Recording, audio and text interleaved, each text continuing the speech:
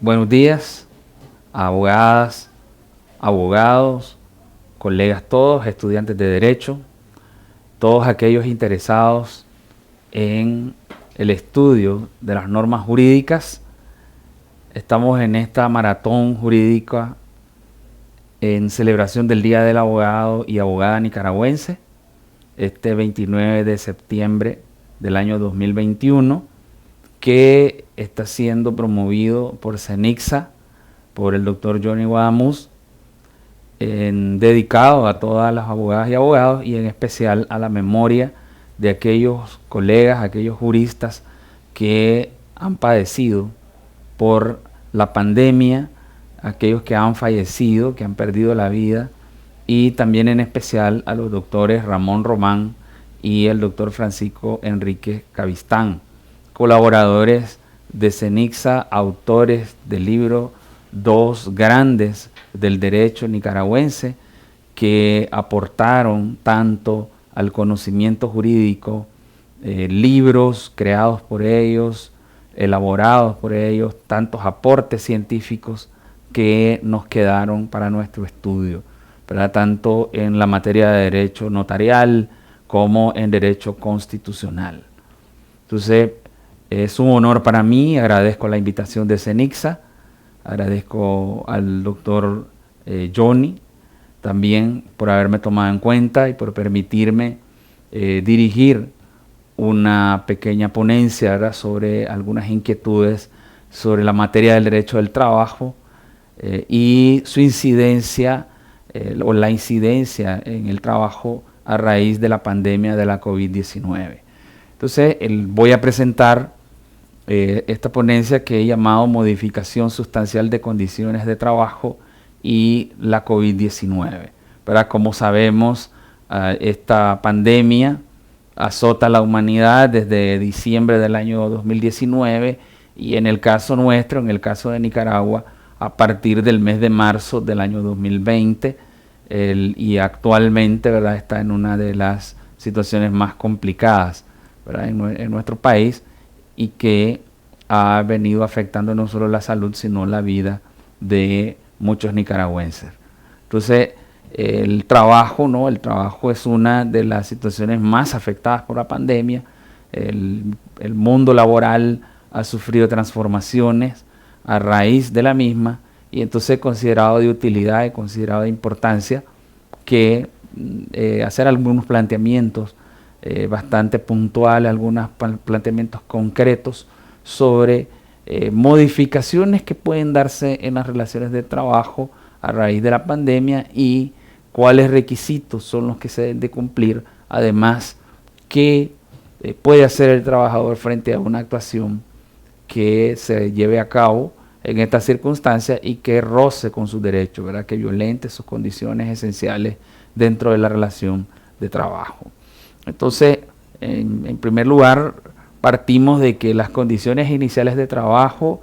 se concretan, se plantean en una relación laboral a partir del contrato de trabajo, ¿verdad?, a partir de que el vínculo jurídico laboral inicia, y entonces toda relación de trabajo debe de iniciar con la firma de un contrato de trabajo, salvo excepciones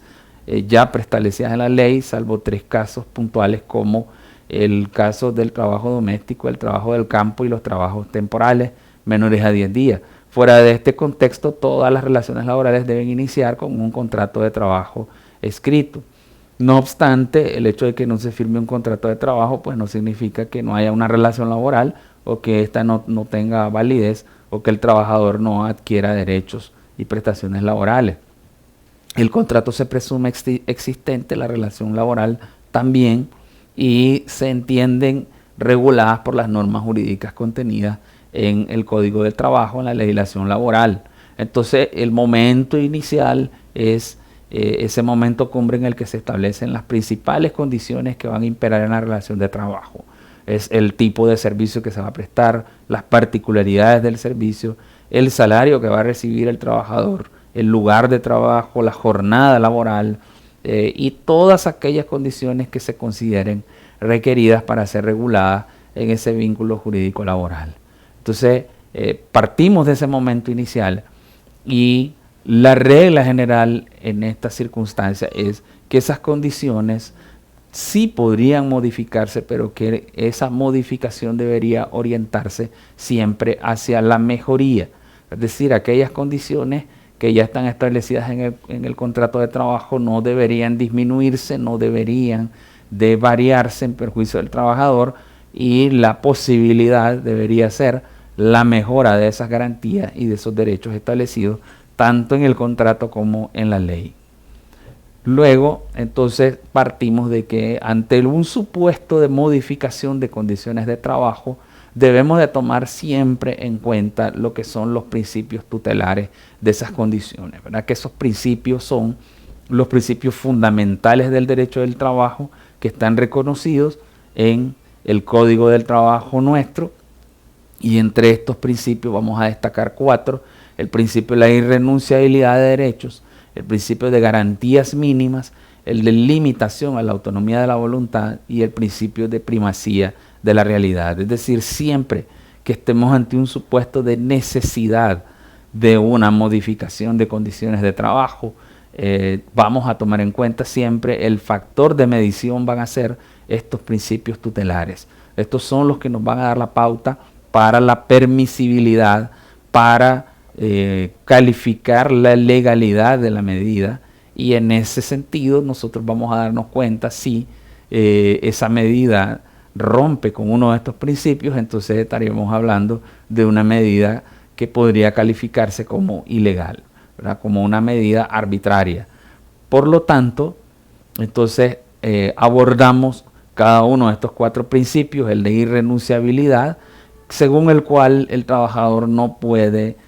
por su propia voluntad privarse de los derechos que ya se encuentran establecidos en la ley. Esos derechos que por orden público, por una norma de estricto y obligatorio cumplimiento, ya le han sido garantizados al trabajador, él no puede pactar en contrario. Y cualquier acuerdo que se lleve a cabo en lesión a esa garantía ordenada en una ley va a carecer de toda validez. Ese documento o esa cláusula contractual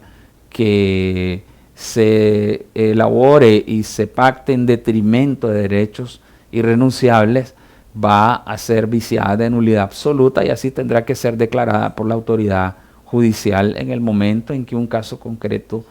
alrededor de este tema se le plantee. Luego también tenemos sobre la irrenunciabilidad, que en primer lugar que también comprende la totalidad de los beneficios establecidos en la ley.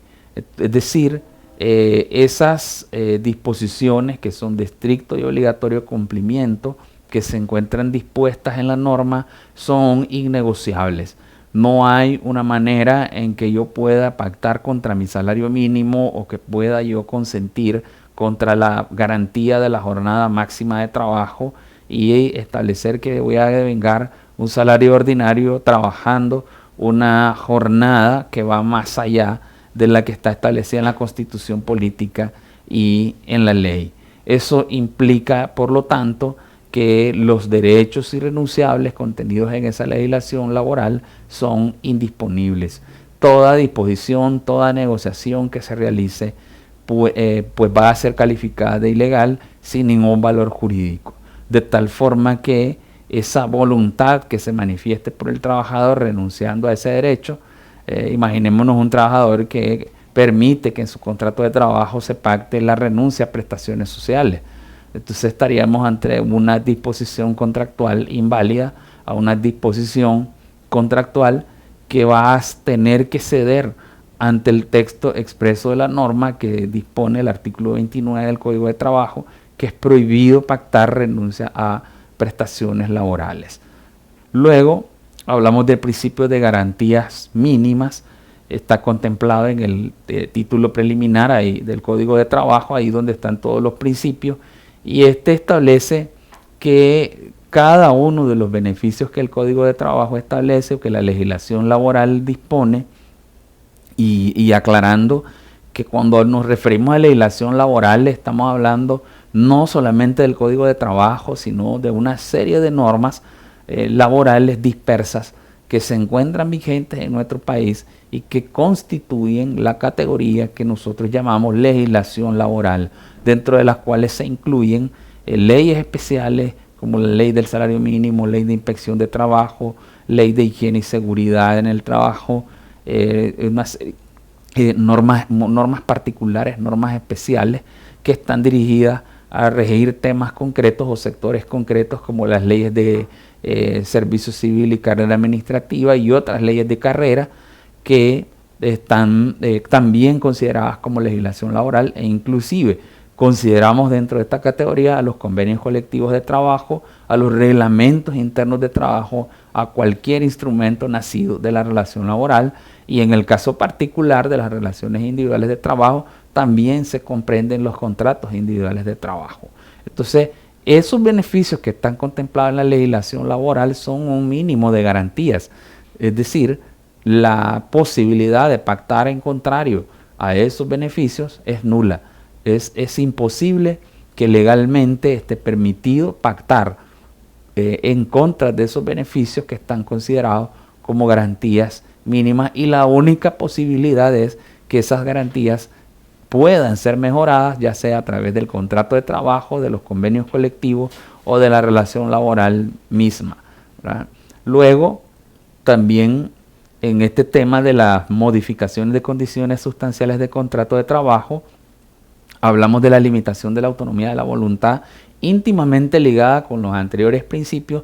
según la cual, como sabemos, en las relaciones civiles, en las relaciones de derecho privado, imperan el principio de la libertad contractual y de la autonomía de la voluntad. Estos dos principios, si bien es cierto, es necesario el consentimiento en las relaciones laborales a la hora de pactarlas, tenemos que tener en claro, debemos de tenerlo, que esa voluntad está severamente limitada en materia laboral y que sí es útil para constituir vínculos jurídicos, para establecer condiciones, pero esa libertad está limitada por la ley, por el texto de la norma. Es la norma la que tiene que prevalecer luego sobre la voluntad contractual cuando esa voluntad se erija en una contradicción a la disposición legal o inclusive a las disposiciones constitucionales que por excelencia también forman parte de la legislación laboral, ¿verdad? Entonces acá hablamos de una voluntad condicionada por el texto imperativo de la norma, que es la que tiene que prevalecer a la hora de que estamos pactando contratos de trabajo, salvo que la voluntad lo que haga es mejorar lo que se encuentra en la ley, pues en ese caso es absolutamente permisible llevar a cabo acuerdos que superen los beneficios contemplados en la norma. Y por último nos referimos al principio de primacía de la realidad. El derecho de trabajo, que nace de fenómenos sociales, que es un vínculo jurídico que tiene que ver con la satisfacción de necesidades humanas, pero que se desarrolla en entornos empresariales, en entornos que también están condicionados por las condiciones de mercado, están condicionados por fenómenos que van surgiendo y que en muchas ocasiones ese tipo de fenómenos escapan a la realidad, escapan a la posibilidad de preverlos, a la posibilidad de impedir su incidencia y a los efectos que pueda causar, efectos negativos que se puedan ocasionar. Entonces las normas laborales no pueden sustraerse de esa realidad económica y social que impera en el país o impera en las empresas, de tal forma que una vez que se tenga que resolver un conflicto o se tenga que tomar una decisión dentro de un centro de trabajo, debe haber un balance y una proporcionalidad entre el texto de la norma, entre el texto de los contratos y esa realidad que está imperando en ese momento. Entonces, esa aplicación de las normas no puede verse sustraída de lo que esté sucediendo en ese momento en el país o en los centros de trabajo. Entonces, por ejemplo, un fenómeno social, sociopolítico que se dio en Nicaragua en el año 2018 por todos conocido, indudablemente tuvo que surtir efectos en el mundo del trabajo, y hoy en la pandemia también, ¿verdad? Eso es innegable, que muchos centros de trabajo se han visto afectados económicamente o inclusive muchos también han tenido que cerrar temporal o definitivamente, o se han adoptado decisiones para mantener la continuidad de los vínculos laborales y en este sentido las condiciones de trabajo también se han visto afectadas, ¿verdad? Entonces acá de lo que se trata es ver que sí este principio permite que la realidad laboral, la realidad jurídico-laboral, pueda ser permeada por esa realidad económico-social, pero en conjugación con otros principios como los que ya abordamos, el principio de irrenunciabilidad, de garantías mínimas, ¿verdad? Y el principio de la limitación de la autonomía de la voluntad, en este caso principalmente del trabajador, ¿verdad? Porque también el Código de Trabajo establece no solo derechos para los trabajadores, sino también derechos para el otro sujeto de las relaciones de trabajo, que es el empleador. Entonces, cuando nosotros nos disponemos a hablar ya de condiciones de trabajo, condiciones sustanciales y su posibilidad de modificación, y principalmente a raíz de la COVID-19, entonces, cuando nos referimos a condiciones sustanciales, estamos hablando de circunstancias de singular importancia en el vínculo laboral, cuya modificación puede desnaturalizar, puede transformar el vínculo laboral. Es decir, pueden haber otras condiciones que quizás no sean tan sustanciales y que perfectamente puedan variarse, puedan negociarse en determinado momento y que tienen una importancia tal vez tangencial y que no lleguen a transformar el vínculo laboral. Entonces, podemos considerar como condiciones de trabajo sustanciales, de carácter sustancial, y que podrían verse afectadas, en este caso por la COVID, la jornada laboral, el horario de trabajo y la distribución del tiempo, el régimen de trabajo a turnos, el salario, ¿verdad? Todo lo que tiene que ver con la remuneración, el sistema de trabajo y rendimiento, así como las funciones, ¿verdad? Y también deberíamos incluir acá el lugar de trabajo, ¿verdad? El lugar de trabajo cuando el contrato pacta, establece un lugar donde deben desarrollarse las funciones y luego a raíz de una necesidad se tenga que modificar ese lugar de trabajo. Entonces, pasamos a admitir como una realidad que la COVID-19 vino a incidir notablemente en las relaciones laborales y ha venido a transformar el mundo del trabajo, ¿verdad? Eso es innegable, que hay un antes y un después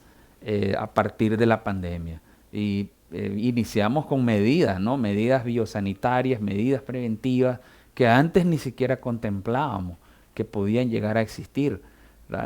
empezando de hábitos que nosotros no teníamos y que hemos tenido que tomar en cuenta e ir acrecentando de manera bastante, digamos, incidente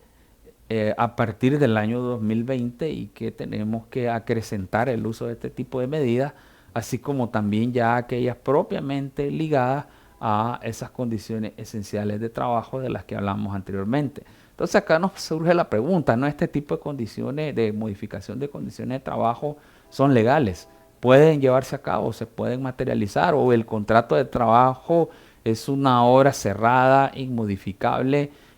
tiene una naturaleza impenetrable, una naturaleza que no permita que se modifique. Las relaciones laborales y el derecho de trabajo tienen como característica esencial el ser dinámicas, ¿no? El ser precisamente adaptables a la realidad, ¿verdad? Y por esa razón, entonces debemos de decir y dejar en claro que sí es posible llevar a cabo modificaciones de condiciones de la relación laboral, sean estas sustanciales o no, y principalmente ante realidades que nosotros calificamos dentro de aquellas categorías que no pueden preverse, que no pueden evitarse, que no podemos evitar su incidencia, como el caso de la pandemia, ¿no? Son hechos que están ya previstos en el sistema normativo, aunque no en materia laboral en el caso nuestro de manera taxativa, pero que sí ya están calificados como son lo que llamamos fuerza mayor o caso fortuito, aquellas situaciones que son ajenas a la voluntad del trabajador o la trabajadora y del mismo empleador, pero que al no poder incidir, al no poder evitarse, al no poder eh, preverse, entonces al darse ese tipo de afectaciones, pues se tienen que tomar decisiones que notoriamente vienen a incidir dentro de los vínculos, el vínculo laboral, ¿verdad? El entorno de trabajo dentro de las empresas, dentro inclusive de aquellas relaciones que se dan con pequeñas, con microempresas, con medianas empresas o aquellas contrataciones de carácter individual con sujetos que no tienen un negocio, que no tienen una empresa, pero que requieren de la prestación de un determinado servicio laboral. Entonces, ¿cómo hacer y cómo nosotros calificar qué tipo de modificaciones son permisibles según nuestro orden jurídico? Primero, el tema de la movilidad del trabajador, que es lo que nosotros conocemos como el traslado del trabajador de un puesto a otro, ¿verdad? Eso, imaginémonos que alguien que dentro de una empresa se adopta una serie de medidas económicas como supresiones de puestos y entonces a mí me proponen y me piden que yo tenga que trasladarme a cubrir un determinado puesto que ha sido dejado vacante y porque hay una compactación dentro de la empresa y por lo tanto yo tengo que de manera temporal o permanente debo de ir a ocupar ese puesto de trabajo distinto, totalmente distinto al que yo ya venía ocupando. El tema del establecimiento de jornadas continuas o discontinuas, eso es permisible también al tenor del artículo 55 del Código de Trabajo. Tengo una jornada continua que me permitía intervalos de descanso y quizás una jornada un tanto flexible, pero que a raíz de la pandemia yo podría pactar que sea una jornada continua, ¿no? En un solo intervalo, sin descanso, sin interrupciones, con el ánimo quizás de garantizar una llegada al hogar lo más rápido posible, ¿verdad? En tercer orden, hablamos de la posibilidad de reducción de jornadas de trabajo, laborar temporalmente, temporalmente un intervalo determinado, una jornada inferior. El artículo 56 del Código de Trabajo permite esa posibilidad con la única salvedad que dice que se debe de garantizar el mismo salario y el derecho del empleador de restablecer esa jornada una vez que la causa que lo motiva ha desaparecido. Luego tenemos dentro de este tipo de variaciones, de modificaciones, la posibilidad de que yo pueda pactar, desarrollar jornadas extraordinarias dentro de una relación laboral con una jornada ordinaria preestablecida, así como que es absolutamente permisible, ¿no? Inclusive sin necesidad de que hayan variaciones de condiciones económico-sociales. Por otro lado, tenemos la necesidad de cumplimiento de doble turno. Imaginémonos que quien me tiene que suplir, quien me tiene que sustituir en el puesto de trabajo, me tiene que relevar, se enfermó y no puede presentarse a trabajar. Entonces esa norma permite que yo pueda, el empleador pueda solicitarme el cumplimiento de un doble turno con el compromiso de compensarse con posterioridad o de pagarse como una jornada extraordinaria. Luego también tenemos la posibilidad de pactar jornadas laborales más allá de las 8 horas diarias. Esta es una disposición, el artículo 63 del Código de Trabajo establece una condición que podríamos considerar a lo mejor hasta lesiva a la Constitución política, porque esta dice que nadie puede trabajar más allá de 8 horas al día, pero este artículo 63 permite distribuir la jornada de 48 horas en lugar de 6 días como está establecido en menos días, de tal forma que yo pueda desarrollarla, yo pueda trabajar en 5 días las jornadas de mis 6 días con el objetivo de descansar el día sábado, o inclusive se han adoptado otras modalidades ya digamos ante una circunstancia que genera mayores discusiones, como aquellas de jornadas que le llaman de 4x4, donde el trabajador labora hasta 12 horas continuas y su jornada de 48 horas la lleva a cabo en 4 días, ¿verdad? Son medidas que perfectamente pueden adoptarse. También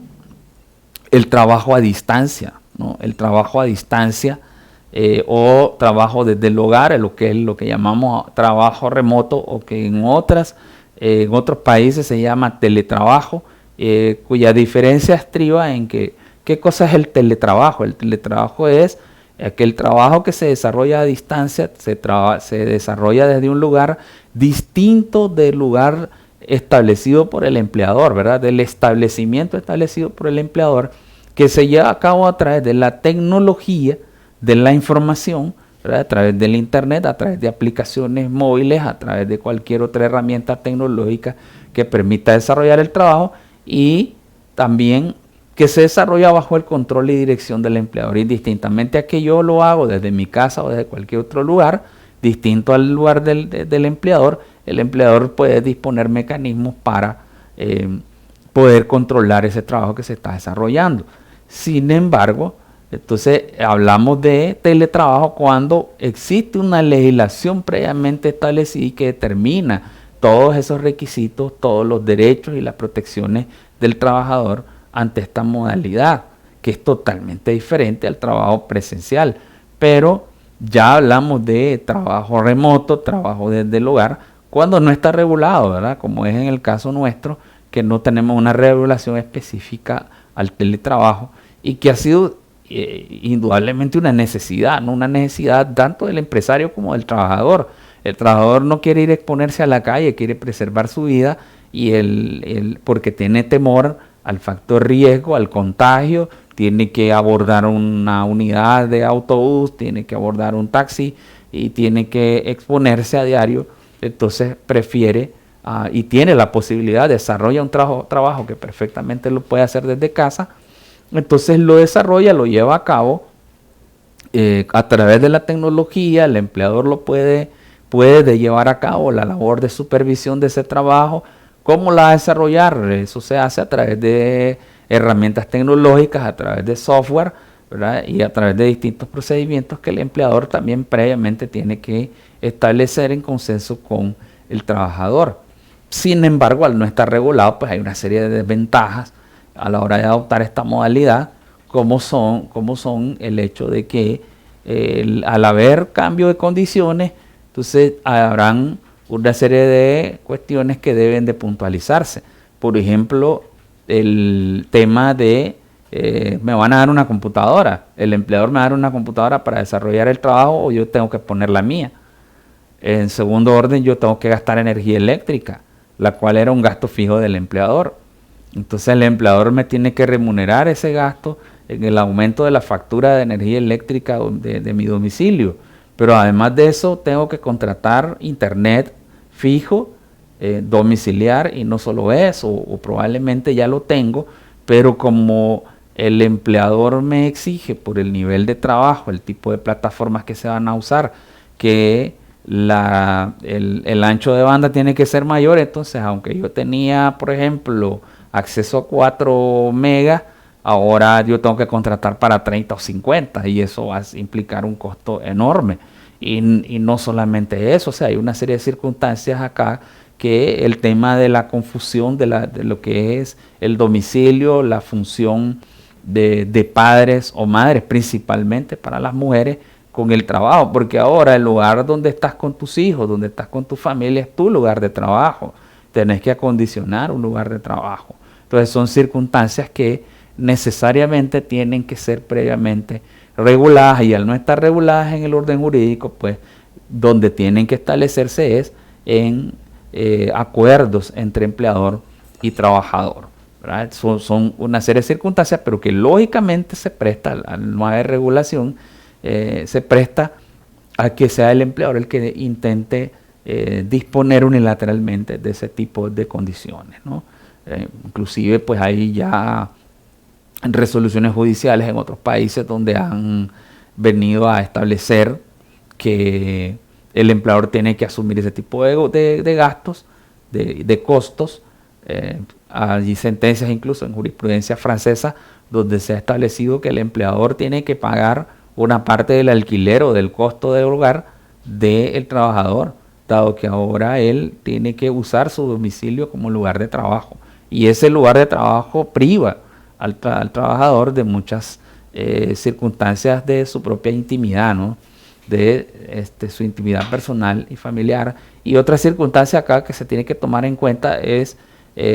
bueno, la invasión a la intimidad por parte del empleador, porque decimos que puede controlar y puede supervisar, pero ¿cómo lo va a hacer? Va a ponerme una cámara para ver todo lo que yo tengo en mi casa y todo lo que yo hago en mi casa. Eso puede ser invasivo de mi derecho y mi garantía constitucional a la intimidad propia, a la intimidad personal. Y la otra temática acá en juego es el tema de los riesgos profesionales, porque ahora hay un cambio de trabajo, de lugar de trabajo, y a los riesgos a los que yo estaba expuesto antes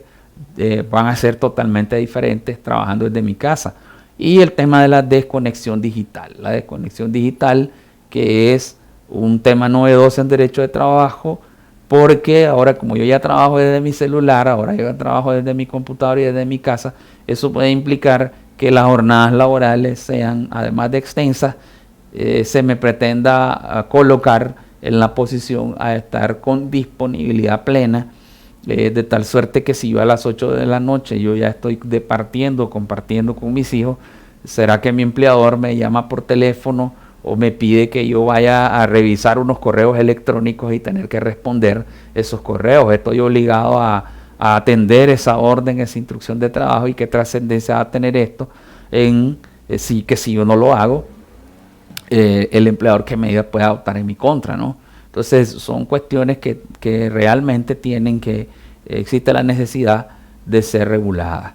Entonces, ¿cómo debe de procederse? ¿Qué requisitos son los que se requieren para estas modificaciones sustanciales a la relación de trabajo? En primer lugar, el requisito fundamental es que estas modificaciones tienen que ser pactadas, tienen que llevarse a cabo con el acuerdo entre las partes. Hay una máxima, ¿no?, que nosotros los juristas se nos enseñó desde que estábamos en los primeros años en las aulas de la universidad, y se nos decía: las cosas en derecho se deshacen o se modifican de la misma forma en que se hacen. Entonces, si la relación laboral nació producto de un mutuo acuerdo, esas condiciones iniciales no pueden modificarse si no es por el consentimiento pleno de las dos partes. No pueden tampoco extinguirse si no es por ese mutuo consentimiento. Entonces, en el caso de las modificaciones, el requisito fundamental es que deba llevarse a cabo, y ese acuerdo debe darse preferentemente escrito. Preferentemente escrito para la seguridad jurídica de ambas partes, ¿verdad? No solo para el empleador, sino para ambas partes. Por consiguiente, no debería ser admisible que esas modificaciones de condiciones esenciales de trabajo se puedan materializar de manera unilateral, ¿verdad? Es decir, estas son condiciones esenciales, son condiciones sustanciales y son indisponibles, están protegidas por los principios de garantía mínima, principio de irrenunciabilidad, principio de limitación de la autonomía de la voluntad. Está bien, hay una realidad económica y social, hay una situación concreta que es innegable, podemos llevar a cabo modificaciones, pero esas modificaciones deben de contar con el consentimiento pleno del trabajador. En la medida en que ese consentimiento del trabajador se encuentre ausente, en esa medida esa modificación corre el riesgo de ser calificada como arbitraria o ilegal y ser declarada sin validez por la autoridad laboral. Y en otro orden, como requisito, tenemos que esa variación, esa modificación de condiciones de trabajo, por ninguna razón puede transgredir los límites mínimos y máximos que en cuanto a estos derechos establece la legislación laboral a favor del trabajador. O sea, no es permisible que esas modificaciones se lleven a cabo en desmejora de las garantías mínimas establecidas en el Código de Trabajo o demás normas que conforman la legislación laboral. Una disposición de esta naturaleza, aún pactada, aún de mutuo acuerdo, carece de valor jurídico. Carece de valor jurídico y debería de ser invocada esa nulidad del acuerdo, del pacto, y también establecerse que no genera efecto alguno y no obliga al trabajador a asumir esas consecuencias. ¿Ante quién debería de acudirse? Una circunstancia de esta naturaleza podría obtener tutela en dos sentidos. Podría tutelarse en vía administrativa a través de la inspección de trabajo. Él o los trabajadores van al Ministerio de Trabajo, presentan una solicitud por vía de denuncia, anónima, obviamente, conforme a la Ley General de Inspección de Trabajo, lo cual es absolutamente permisible para guardar y proteger al trabajador ante posibles represalias que adopte el empleador. El Ministerio de Trabajo visita y lleva a cabo la inspección para finalmente emitir las medidas correctivas contra ese empleador o iniciar un proceso, según la Ley General de Inspección de Trabajo, un proceso sancionatorio, ¿verdad? Un proceso de aplicación de multas. Y en segundo lugar, al tratarse de ser un conflicto de carácter jurídico, de aplicación o interpretación de las normas, entonces todo trabajador o trabajadora que considere que se ha aplicado una medida de esta naturaleza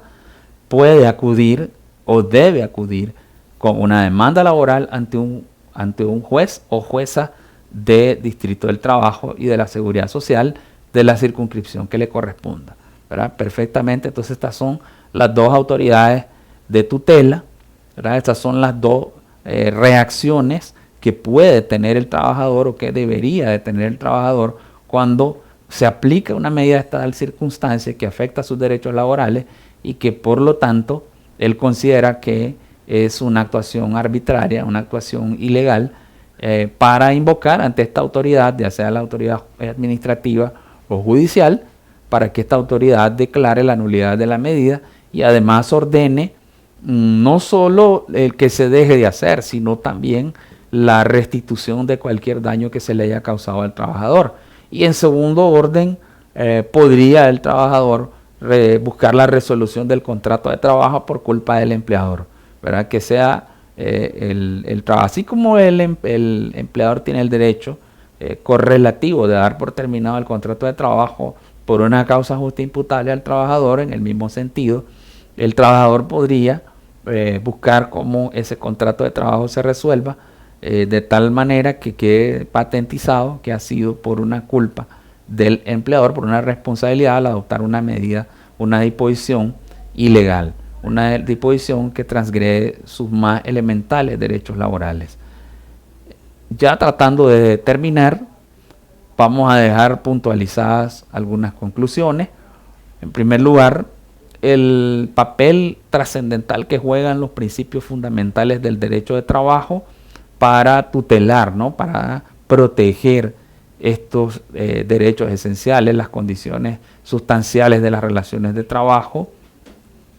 son, como dijimos en un momento anterior, son la medida, la forma de medir la licitud de las actividades que desarrollen los sujetos de las relaciones laborales a la hora de pactar modificaciones de condiciones sustanciales de trabajo. En segundo lugar, es posible practicar esas modificaciones en nuestro país, llevarlas a cabo conforme al orden jurídico, siempre y cuando se cumplan con las dos condiciones que son el mutuo acuerdo y la no violación de derechos irrenunciables y garantías mínimas de las y los trabajadores. Entonces esa es la función principal de los principios, el ser garante de que esas modificaciones no se conviertan en transgresoras de los derechos y garantías del trabajador. Y en último orden, que las autoridades de trabajo, tanto administrativas como judiciales, son las encargadas de velar porque esas medidas gocen de legalidad, y en caso de que no lo sean y se someta el conflicto, dictar las resoluciones que correspondan para garantizar el derecho del trabajador o trabajadora a quien se le hayan violentado, ¿verdad?, esas condiciones esenciales de trabajo. Debo comentar, ¿no?, que en nuestra realidad práctica ha sido muy tímida las reclamaciones de trabajadores frente a este tipo de medidas, lo que no significa que gocen de legalidad, lo que no significa que se hayan adoptado todas en apego claro al orden jurídico, ¿verdad? Y entonces en ese sentido no podemos nosotros plantear que exista jurisprudencia abundante sobre la temática, dado que muy pocos conflictos se han planteado en nuestra realidad práctica a raíz de este tipo de medidas, ¿no? Eso quizás habría que plantearlo como una reflexión hacia las y los trabajadores que en base al principio de renunciabilidad perfectamente pueden plantear en cualquier momento, mientras esté vigente la relación laboral o antes de que venza el plazo de la prescripción, el plazo de 1 año, podrían perfectamente reclamar ante violación de condiciones de trabajo que se hayan llevado a cabo de manera arbitraria o ilegal. Con esto pues concluyo mi presentación, dándoles las gracias por su atención, exhortarles siempre a mantener el riguroso cumplimiento de las medidas biosanitarias y preventivas frente al virus, ¿verdad?, de la COVID-19, también el tener en cuenta la necesidad y la posibilidad frente al acceso gratuito de las vacunas, vacunarse atendiendo también todas las medidas establecidas para tal fin, ¿verdad? El tema de la vacunación es un tema preventivo esencial para evitar que la pandemia de la COVID-19 siga afectando a la comunidad nicaragüense. Muchísimas gracias.